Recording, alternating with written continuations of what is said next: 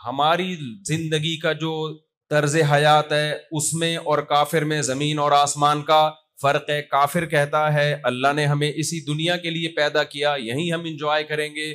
ہم کیا کہتے ہیں, اللہ نے ہمیں دنیا کے لیے نہیں بلکہ کہاں کے لیے پیدا کیا, آخرت کے لیے. یہ مسافر خانہ ہے. اگر کسی کو یہاں سے ٹرین کراچی سے پشاور جا رہی ہے, کسی کو آپ نے سفر میں ٹرین میں بٹھا دیا اور سفر ذرا لمبا ہو گیا تو کچھ بے وقوف کہنے لگے ہم اسی ٹرین کے لیے پیدا ہوئے ہیں. تو عقل مند کیا کہے گا, بھائی یہ ٹرین تو ایک ذریعہ ہے, پیدا ہم نے جانا کہاں اس کے ذریعے, پشاور جانا ہے, لاہور جانا ہے. تو اللہ میاں نے دنیا کے سفر میں ہمیں اس لیے بھیجا کہ ہم نے جانا کہاں ہے, ہم نے آخرت میں جانا ہے. پہلے برزخ کی حیات ہے, اس کے بعد موت کے بعد زندگی ہے, آخرت کی حیات ہے. یہاں ہمیں پیدا اللہ نے کس کے لیے کیا, آخرت کے لیے کیا ہے. تبھی اللہ مارے گا, سب کو ختم کرے گا. تو جب آخرت کے لیے کیا ہے تو ہر وہ کام جو آخرت کی طرف بڑھنے کا ذریعہ بنے وہ ہم نے کرنا ہے, اور ہر وہ کام جو آخرت کی زندگی کو برباد کرنے کا ذریعہ بنتا ہے ہم نے اس سے بچنا ہے. تو پہلے یہ بات اپنی کھوپڑی شریف میں بٹھا لیں. آپ لوگ سمجھتے ہو کہ نہیں سمجھتے؟ اور کمال کی بات یہ کہ جو آخرت کو مقصد بنا لیتا ہے نا کہ میں نے خدا کو خوش کر کے زندگی گزارنی ہے, کمال کی بات یہ آخرت تو بعد میں ملے گی, دنیا میں بھی خوشیاں مل جاتی ہیں اس کو. میں ایک چند مثالوں سے بات سمجھاتا ہوں. دیکھو ایک آدمی کو ٹینشن ہو رہی ہے, ڈپریشن ہو رہی ہے, اس کا یہ نظریہ ہے کہ مجھے خدا نے کس کے لیے پیدا کیا, آخرت کے لیے. دنیا خوشیوں کی جگہ نہیں ہے, میں کیا کروں گا, اس پہ صبر کروں گا. نبی صلی اللہ علیہ وسلم نے فرمایا ایک کانٹا بھی چبھتا ہے تو اللہ گناہ معاف کرتے ہیں. نبی صلی اللہ علیہ وسلم نے فرمایا قیامت کے دن ایک شخص دیکھے گا کہ میں نے وہ نیکیاں کی نہیں ہیں لیکن اللہ نے میرا شمار تہجد گزاروں میں, روزے داروں میں, اتنے نیک لوگوں میں میرا شمار کیا, حالانکہ میں اتنا نیک تھا ہی نہیں.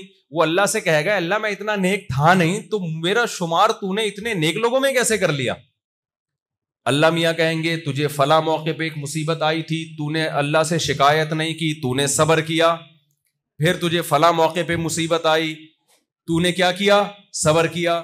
یہ سارے صبر میں نے نماز روزے کی جگہ تیرے اعمال نامے میں ان کا ثواب ڈالنا شروع کیا. تو یہ جتنی دنیا میں تجھے مصیبتیں آئی ہیں یہ ساری مصیبتوں کا اجر ہے جو میں تجھے دے رہا ہوں. تو وہ شخص کہے گا کاش میں نے زندگی میں کبھی کوئی خوشی نہ دیکھی ہوتی, ہمیشہ ٹینشنوں میں گزرا ہوتا, میں ہمیشہ میں پریشانیوں میں رہا ہوتا. اللہ ہم سب کو بچائے پریشانیوں سے.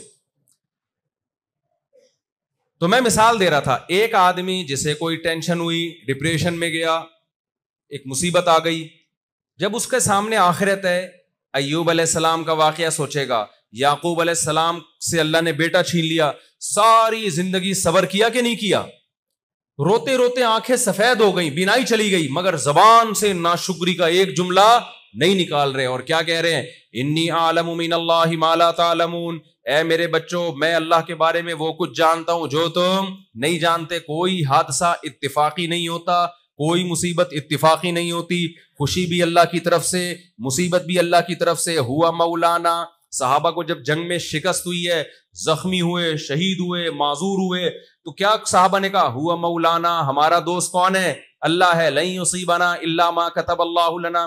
منافقین نا غزوہ احد میں بڑی خوشیاں منا رہے تھے. منافقین نے صحابہ سے کہا کہ تم لوگ مت جاؤ غزوہ احد میں لڑنے کے لیے, شکست ہوگی, ہم بہت تھوڑے ہیں, دشمن بہت طاقتور, مت جاؤ مت جاؤ. صحابہ چلے گئے, اللہ کا حکم تھا, اور شکست ہو گئی, کتنے سارے شہید ہو گئے, کتنے سارے زخمی ہو گئے. اب منافقین کو مذاق اڑانے کا موقع مل گیا, کہنے لگے ہم تو پہلے ہی کہہ رہے تھے لو نعلم قتالا لاتبعناکم, یہ جہاد تھوڑی, یہ تو خودکشی ہے, اتنے تھوڑے سے لوگ لڑ رہے ہیں, کس سے, اتنے زیادہ لوگوں سے. ہماری بات مان لیتے, اتنے لوگ شہید نہ ہوتے, اتنے زخمی نہ ہوتے. تو اور ان کو مذاق اڑانے کا موقع مل گیا.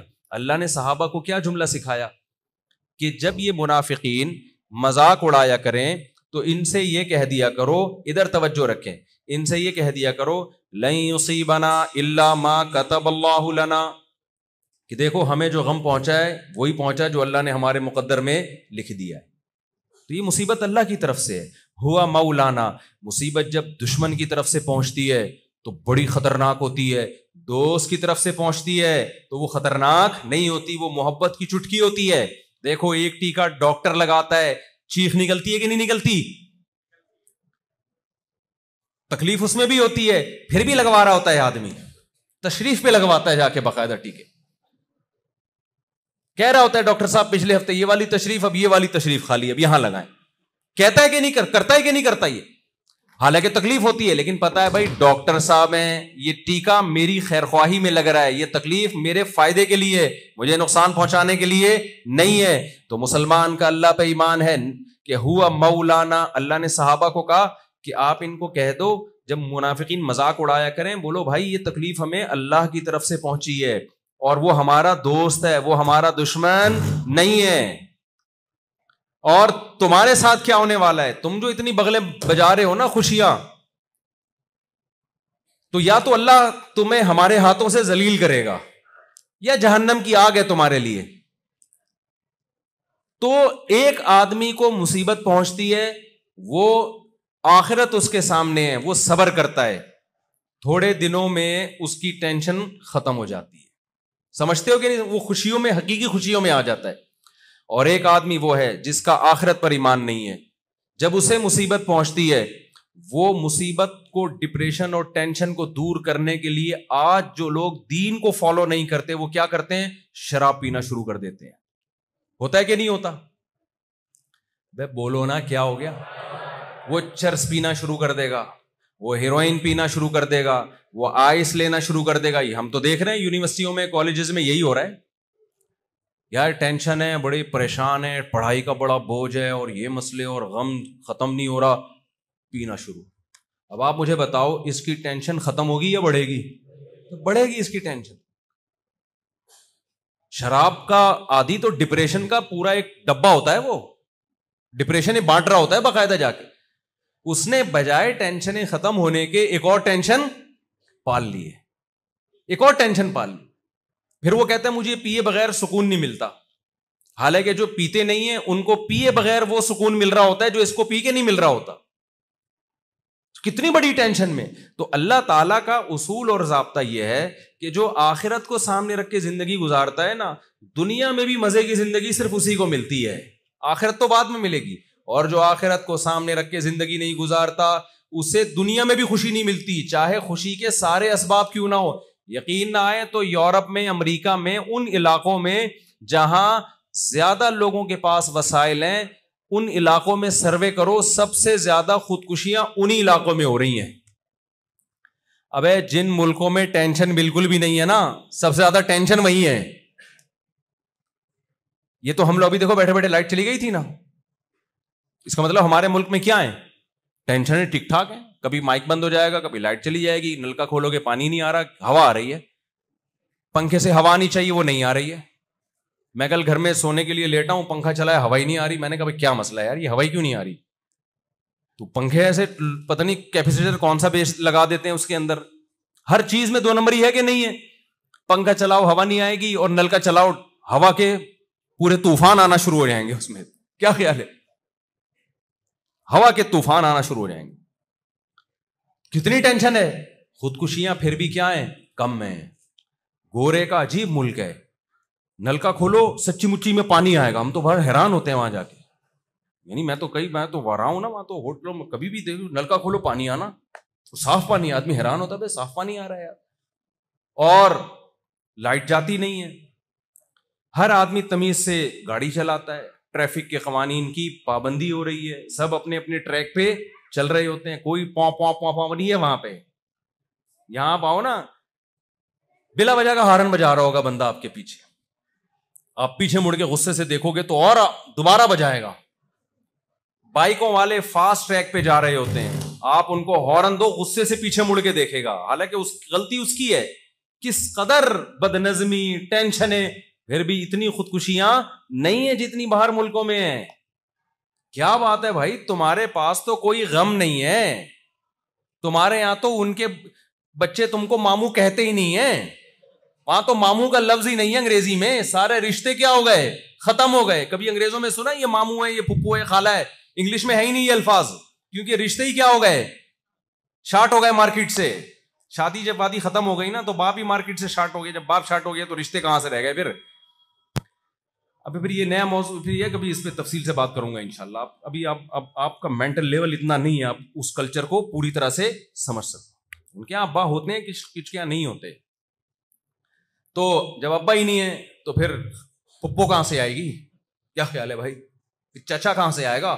میں پشاور جاتا ہوں نا, اتنے چاچے ماشاء اللہ. ہمارے کوئی پٹھان شاگرد ملنے آئے گا, ملا. ابھی میں گیا تھا پشاور, جن کے گھر میں ٹھہرا وہ ہمارے شاگرد, انہوں نے بولا یہ استاد جی میرے والد صاحب. میں نے کہا ماشاء اللہ, بڑی خوشی. انہوں نے کہا, میں نے کہا یہ کون؟ کہہ رہی ہے میرے چاچا. میں نے کہا یہ کون؟ کہہ رہی ہے میری چاچا, یہ بھی میرا چاچا. یہ کون؟ یہ بھی میرا چاچا. چاچا ہی نہیں ختم ہو رہے ماشاء اللہ, سب کے ساتھ سیلفیاں. اچھا میں نے کہا تھا مجھے لوگوں سے ملاقاتیں نہیں کروانا, بہت تھک جاتا ہوں. انہوں نے کہا میرے اپنے قریبی. میں نے کہا ہاں ٹھیک ہے, آپ کے اپنے قریبی تو ہونے چاہیے. وہ قریبی ماشاء اللہ آدھا پشاور نکلا. وہ قریبی اتنے تھے, آدھا پشاور تو قریبی تھا ان کا. تو مجھے بڑی خوشی ہوئی. میں نے کہا پھر چاچے چاچے, پھر دوسرے دن دوسرے یہ تائیں ہیں, یہ چاچے, پھر چاچے کے بیٹے شروع ہو رہے ہیں. تیسرے دن انہوں نے کہا یہ میرے ماموں ہیں. میں نے کہا پہلے بتاؤ چاچے ختم ہو گئے, پھر ماموں پہ آؤں گا میں. کتنی برکت ہے اللہ کی طرف سے. خاندان ہے نا. انگریزوں کے ہاں ہوتا ہے ایسے, ابا نہیں ہوگا بھائی, دوست ہے. ابا کہاں ہے پتہ نہیں یار, کدھر ہے ابا؟ ہے میرے فادر ڈے پہ ایک آدھ کیک شیک بھیج دیا اس کو, نہیں بھی بھیجا. ابا ہوتے بھی ہیں نہیں بھی ہوتے. اتنا بڑا خاندانی نظام کیا کر دیا, تباہ و برباد. تو ان کے یہاں تو ٹینشن ہی نہیں ہے. میں نے بتایا نا بچے ماموں ہی نہیں کہہ سکتے. جب ماموں کا لفظ ہی نہیں ہے تو ماموں کی ٹینشن کہاں سے ہوگی؟ تو کوئی ٹینشن نہیں ہے. اس کے باوجود خودکشیاں بہت زیادہ. تو اللہ تعالیٰ کی عادت ہے, جو اللہ کے لیے غم اٹھاتا ہے اللہ اس کو غم لیس کر دیتے ہیں, اس کے غموں کو ختم کر دیتے ہیں. اور جو غم میں خدا کی نافرمانی کی طرف جاتا ہے اللہ اس کے غم کو کم کرنے کے بجائے بڑھا دیتے ہیں. وہ ٹینشن بڑھتی چلی جاتی ہے.